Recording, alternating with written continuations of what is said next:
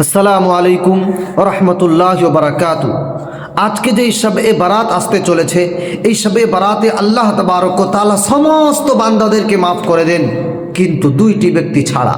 সেই দুই ধরনের ব্যক্তিকে, সেই দুই ধরনের বদনসিবকে, যাকে আল্লাহ তাবারক ওয়া তাআলা শবে বারাতের মতো রাতে আল্লাহ তাবারক ওয়া তাআলা মাফ করবেন না।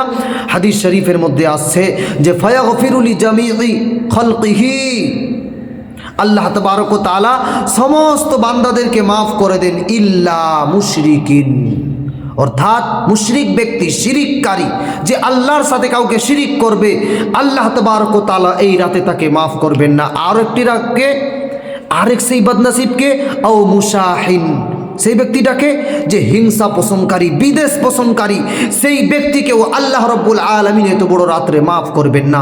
আল্লাহ তাবারক ওয়া তাআলা আমাদেরকে হিংসা, বিদেশ থেকে এবং শিরিক থেকে আল্লাহ তাবারক ওয়া তাআলা আমাদেরকে হেফাজত করুন এবং এই রাতে আল্লাহ তাবারক ওয়া তাআলা আমাদেরকে মাগফিরাত করে দিন। বলেন আমিন।